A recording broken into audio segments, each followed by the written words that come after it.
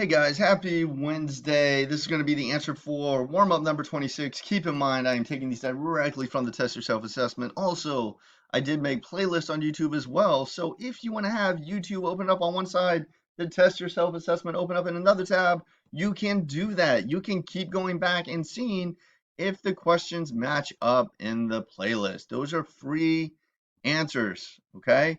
I know not all the answers come up, but like I said, I'm trying to give you as many possible answers as you can. You can do those assessments as many times as you want. I don't care. I just want you guys to try to get a good grade. I mean, you have technology on your side, and I mean, some students are killing it. Some students are getting like 100s, and I'm curving it like 20 and 30 points, and they're ending up with like 120% A, 130% A.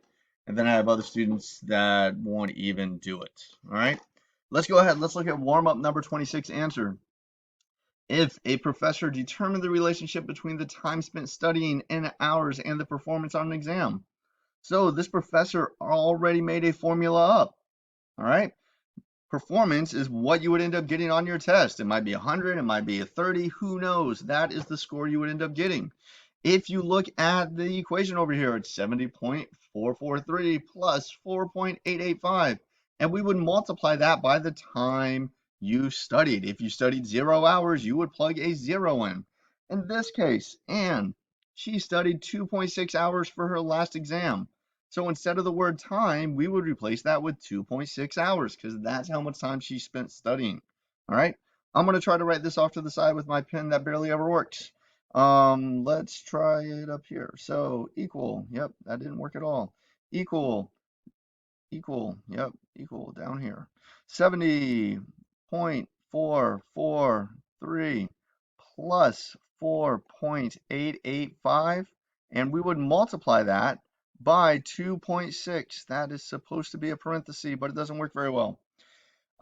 That's what I would plug in. And then it says, however, there was a concert in town the night before, and her score was 16 points lower than expected.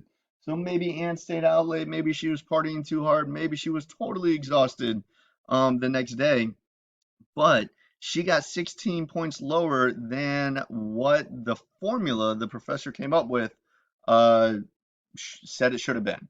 All right. How I would end up solving this, I would use my order of operations. I know it doesn't look very great. I'm sorry, guys. I would multiply 2.6 times 4.885 and add 70.443 to that. That would give me, fingers crossed, let's see if this works. That would give me, I'll write it down here, 83. Oh my gosh, 83, 83. Let's try it up here. Let's try it over here. 83. All right, it works up there. 83.144. And that's what it would give me when I ended up plugging my formula in, 83.144. So she should have gotten about an 83 on this exam. But because she went out and ended up partying, she got 16 points lower.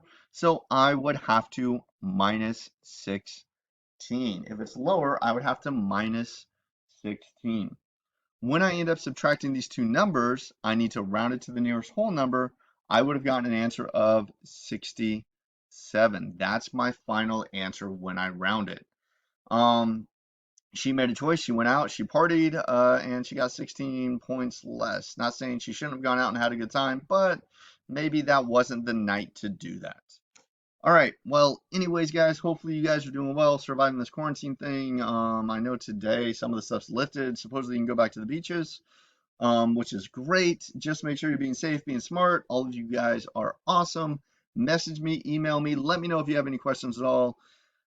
Just don't wait until the last second to try to complete everything. It's just going to make your life a little bit more complicated. All right.